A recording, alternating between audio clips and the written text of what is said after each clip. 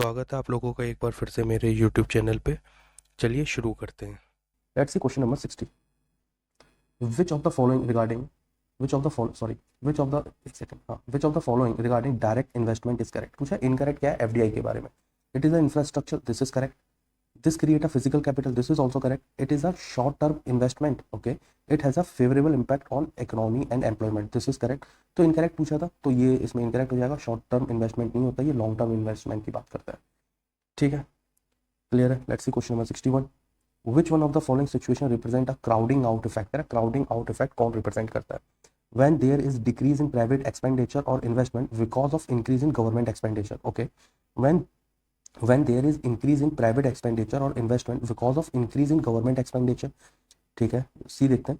When there is neither a decrease nor increase in private expenditure or investment because of increase in government expenditure.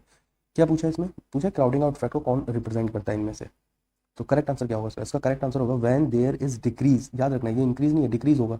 When there is decrease in private expenditure और investment because of किसकी वजह से? Increase in government expenditure. Correct answer क्या होगा? Option number A is a correct. बाकी के wrong statements है. ठीक है, let's see question number 62. Which of the following statement are correct? ठीक है, the censorship of press act 1799 was passed by Lord Wellesley in 1799 to control newspaper. Okay. Second statement है Gandhi ji had publish the weekly newspaper Harijan in Gujarati. पूछा क्या? Correct पूछा है. तो correct क्या होगा इसमें? करेक्ट होगा the censorship of press act 1799 was passed by lord Wilson in 1799 to control newspaper. This is correct, ये बिल्कुल सही बात है. सेकंड स्टेटमेंट था Gandhi ji had publish the weekly newspaper Harijan in Gujarati. देखो हरिजन न्यूज़पेपर जो है वो गांधी जी ने पब्लिश किया, ये तो सही है, पर ये गुजराती में इन्होंने पब्लिश नहीं किया था. ये किस में पब्लिश किया था? This is publish in English. ये इंग्लिश के अंदर इन्होंने पब्लिश किया था. अच्छा, क्वेश्चन नंबर 63 देखते हैं. Let's see question number 63. Which one of the following pair is not correctly matched? कह रहा है कौन सी पेयर जो है नॉट करेक्टली मैच्ड है? अहमदिया मूवमेंट मिर्जा गुलाम अहमद द्वारा शुरू हुआ था. दियोबंद मूवमेंट कासिम और रशीद द्वारा शुरू हुआ है. Young Bengal movement Annie Besant और नामधारी मूवमेंट ब्राह्म सिंह. पूछा इसमें से कौन सा करेक्टली मैच नहीं है? देखो अहमदिया मूवमेंट जो है वो मिर्जा गुलाम अहमद द्वारा सही हुआ था, बिल्कुल सही है. दियोबंद मूवमेंट ये उत्तर प्रदेश का है, ये तो आपको पता ही होगा, ये कासिम और रशीद द्वारा शुरू हुआ था. यंग बंगाल मूवमेंट जो है वो एनी बेसेंट द्वारा शुरू नहीं हुआ. यंग बंगाल मूवमेंट जो है वो किसने शुरू किया था वो आप मुझे कमेंट सेक्शन में बताना, ये स्टेटमेंट गलत है. और नामधारी मूवमेंट राम सिंह ने शुरू किया, ये बिल्कुल सही है. ठीक है, लेट्स सी क्वेश्चन नंबर 63 हो गया. क्वेश्चन नंबर 64 देखते हैं. विच one of the following event happened in the last? कह रहा है लास्ट में कौन सा इवेंट हुआ था.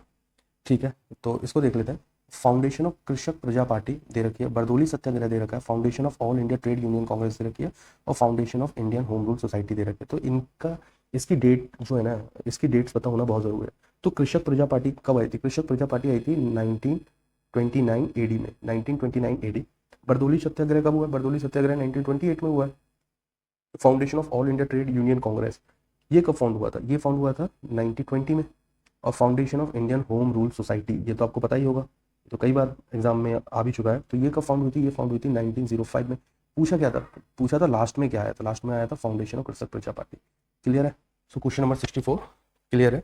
जो फाउंडेशन ऑफ कृषक प्रजा पार्टी है वो 1929 में हुआ था, और उसमें पूछा था लास्ट में क्या हुआ? 1929 में यही हुआ. Let's see question number 65. In which session of Congress the word national was added to the name of Congress? ये तो देखो पीवाईक्यू का क्वेश्चन है, ये तो आपको पता होना चाहिए. Kolkata session 1920, Nagpur session 1891, Amritsar session 1919 और लाहौर सेशन 1929. करेक्ट आंसर क्या होगा? करेक्ट आंसर होगा इसका नागपुर सेशन 1899 1891. ठीक है, प्रिसाइड किसने किया था? मतलब प्रेसिडेंट कौन थे इसके? 65 बताओ भाई. इसके प्रेसिडेंट थे पी आनंद चार लोग इसके प्रेसिडेंट थे. क्लियर है? Let's see question number 66.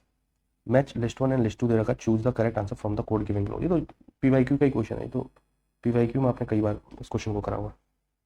तो अगस्त ऑफर. अगस्त ऑफर कब आया था? अगस्त ऑफर आया था 1940 में. अगस्त ऑफर आया.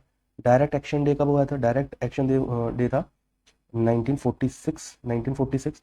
अगस्त डिक्लेरेशन कब हुआ है? अगस्त डिक्लेरेशन हुआ है 1917. अगस्त डिक्लेरेशन ऑन 1917. और कम्युनल अवार्ड कब आया था? 1932 में. तो करेक्ट आंसर क्या हो जाएगा? करेक्ट आंसर हो जाएगा इसका ऑप्शन नंबर डी 4312. आप मैच कर लेना इसे. Let's see question number 67. National statistical commission NSC was set up in the year 2018, 2010, 2005 और 2009. कब सेटअप हुआ सर? नेशनल स्टैटिकल कमीशन, क्या पूछा, नेशनल स्टैटिकल कमीशन जो है किस ईयर में सेटअप हुआ था, this is setup in 2005, so C is the correct answer. Let's see question number 68, इफ in an economy the workers are already to work at a prevailing wage rate but they do not get work even at that wage rate, such employment is called involuntary unemployment, disguised unemployment, frictional unemployment, or none of the above। Correct answer क्या होगा इसका, correct answer होगा involuntary unemployment, so option number A is correct. Let's see question number 69, arrange the following scheme according to the chronological order of their year of starting. बहुत अच्छा question है, ठीक है। तो ये कब कब शुरू हुई थी वो उसके अकॉर्डिंग हमें इसको अरेंज करना है, ठीक है। कौन कौन सी स्कीम दे रखी है, ये दे रखा है अमृत योजना, अटल पेंशन योजना, प्रधानमंत्री श्रम योगी मानधन योजना और सक्षम स्कीम। करेक्ट आंसर जो है इनको क्रोनोलॉजिकल ऑर्डर में शुरू करना है। तो सबसे पहले कौन सी हुई थी इनमें, सबसे पहले हुई थी अटल योजना, अटल पेंशन योजना। अटल पेंशन योजना कब आई थी, अटल पेंशन योजना आई थी 9 मई और ईयर क्या था 2015 था, इसको एक बार क्रॉस चेक और कर लेना आप लोग। और अमृत योजना कब आई थी, अमृत योजना आई थी 15 नवंबर 2015। प्रधानमंत्री श्रम योगी मानधन योजना ये कब आई थी, और सक्षम स्कीम कब आई थी। देखो सक्षम स्कीम जो थी ना वो आई थी 28 सितंबर 2016 और प्रधानमंत्री श्रम योगी मानधन योजना ये कब आई थी, ये आई थी 5 मार्च 2019 में। तो करेक्ट आंसर क्या हो जाएगा, करेक्ट आंसर हो जाएगा ऑप्शन नंबर डी 2143। आप चाहो तो इसको अरेंज करके देख लेना, यही आंसर ड्राइव होगा। क्लियर है। Let's see question number 70, consider the following statement, Asia infrastructure investment bank was established on 25 December 2015.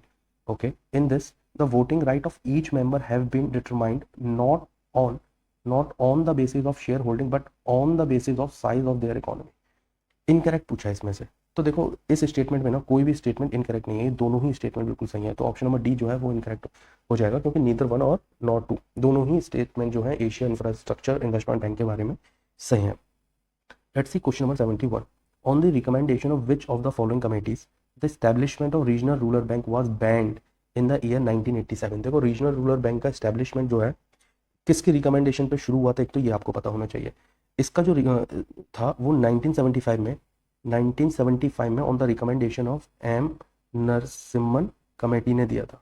और इसको बैन करने की बात किसने करी थी, इसको बैन करने की बात करी थी विजय केलकर कमेटी, यानी option number B is the correct.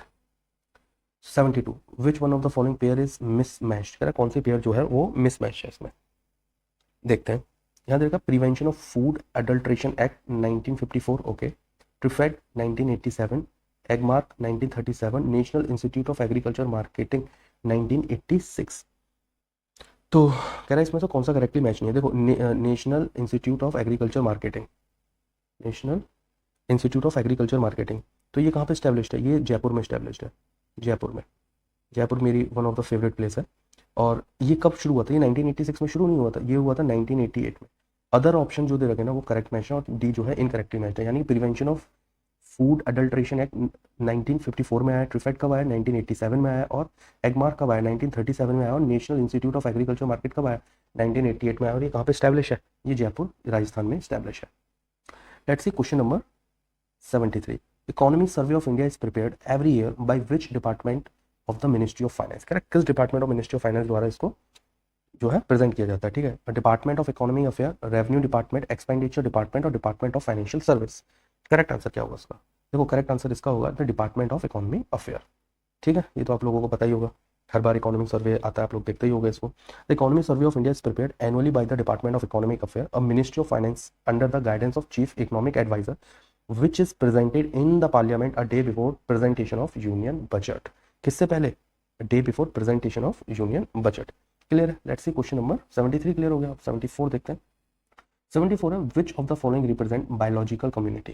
तेरा बायोलॉजिकल कम्युनिटी कौन रिप्रेजेंट करता है, a number and interaction of similar species in an area, a number and interaction of different species in an area, number and interaction of similar species in different areas, and number and interaction of different species in different areas. Correct answer क्या हो जाएगा, किसके बारे में बात हो रही है, बायोलॉजिकल कम्युनिटी के बारे में बात हो रही है। तो a number and interaction of different species in an area, so option number B is the correct. तो करेक्ट आंसर क्या होगा, ऑप्शन नंबर बी जो है इसका करेक्ट आंसर निकल जाएगा 74 का, okay. Let's see question number 75, which of the following pollutant is not a pollutant which persists in nature for a long term। Easy question है वैसे तो, और ये PYQ का भी क्वेश्चन है, ठीक है। Radio active element, heavy metal, DDT और डोमेस्टिक वेस्ट। करेक्ट आंसर बताओ उसका। करेक्ट आंसर होगा उसका domestic waste. Option number D is correct. Let's see question number 76। Which one of the following pair is not correctly matched. Correct, कौन सी जो है pair not correctly matched है, ठीक है। Waterman of India Rajendra Singh, environmental engineer GD Agarwal, foundation of people of animal Shiva और birdman of India Salim Ali. तो मुझे इसमें नॉट करेक्टली मैच, देखो waterman of India Rajendra Singh को बोलते हैं, बिल्कुल सही है, और एनवायरमेंटल इंजीनियर GD अग्रवाल को बोलते हैं, ये भी बिल्कुल सही है। बर्डमैन ऑफ इंडिया ये तो आप पता ही है आपको, सलीम अली को बोलते हैं। Foundation of people for animal ये रॉन्ग है। क्यों, ये किसको बोला जाता है, ये बोला जाता है ये आपको, और ये जो नाम है ना काफ़ी फेमस भी है, ठीक है। तो ये बोला, नाम तो सारे ये फेमस है, लेकिन इनका नाम थोड़ा सा न्यूज़ में ज़्यादा रहता है। मेनका गांधी, मेनका गांधी को बोला जाता है। सो C is the correct answer, क्योंकि नॉट करेक्टली मैच पूछा था। Let's see question number 77। चलिए दोस्तों, आज के लिए सिर्फ इतना ही काफ़ी। मिलते हैं अगली वीडियो में। अगला पार्ट जल्दी ही अपलोड होगा, तो बने रहें मेरे साथ। लाइक करें, सब्सक्राइब करें, और हाँ, शेयर करना ना भूलें।